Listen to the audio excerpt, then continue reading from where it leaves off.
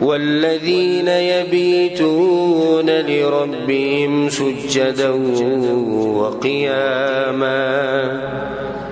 او در رحمان بندگان شپه څنګه تیری؟ سجدا وقیاما، یا ولاړ رب العالمین ته او یا په سجده کې خپل رب ته. د خپل رب سره معاملات څنګه دي؟ یبیتون لربهم سجدا وقیاما. د خپل رب سره معاملات دي. دا اوچت انسانان دي چې دوی شپه ټوله تیریږي په څه کې؟ په سجده کې، په قیام کې، په قرات کې، په رکوع کې، په جړاګانو کې، په ذکر او اذکار کې، په دعاګانو کې. الله سبحانه وتعالی د دې خلکو په ډیرو ځایونو کې چې د صفت کړي دي او د دوی ډیر صفات ذکر کړي چې باز ته به اشاره وکم چې هغه موږ راجمع کړي. کله چې شپه او دا شپه خپل تیری راوغوړي او خلک ټول لاړ شي کټونو ته، اوخیږي کټونو ته، نو بیا د دې عباد الرحمن حال بیا د رب العالمین سره دي.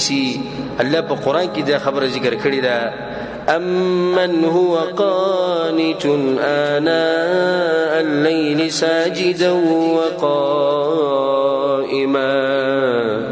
ټول شپه دوی دعاګانې غواړي او چغې وایي رب العالمین ته آناء الليل ساجدا وقائما، په سجده کې او په ولاړه.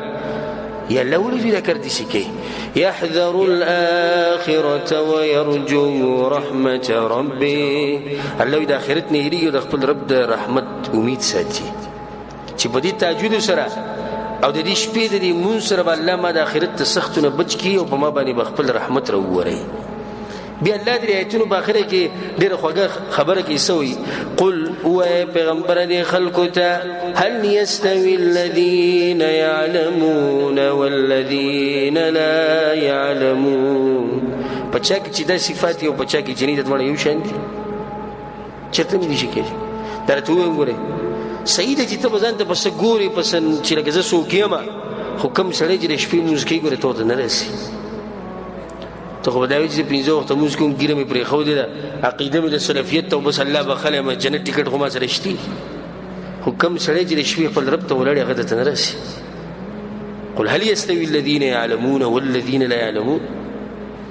یو سړي سره علم دی ولاړ دی خپل رب ته علم دی ځکه خو فضیلت ورته معلوم دی، د شپې هغه مانځه ته راپاڅېدلی، ټوله دنیا پرته ده وده په ارام او دی د خپل رب ته ولاړ دی.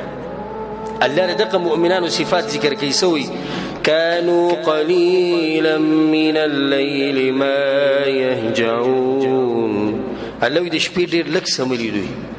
وبالاسحار هم يستغفرون. ټول شپه منځونو کې او سحر ته نږدې بیا بخاني غواړي رب العالمین نه.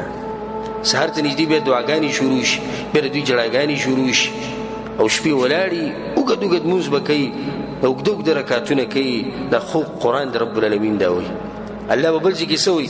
تتجافى جنوبهم عن المضاجع.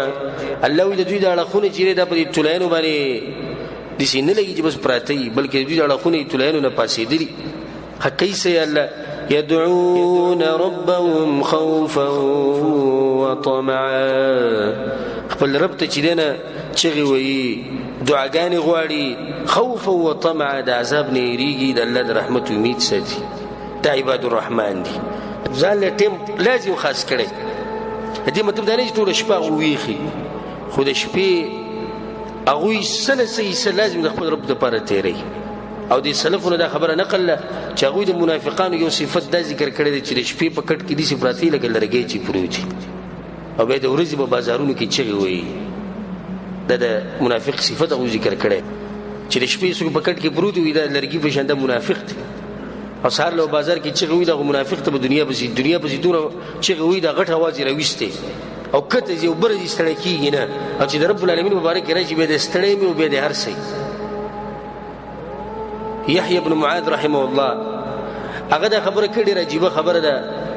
وایي که ته دا غواړې چې ستا د دې زړه علاج وشي نو 5 خبرې یادې ساته، د 5 دوايانې استعمال کړه، ستا زړه به برابري.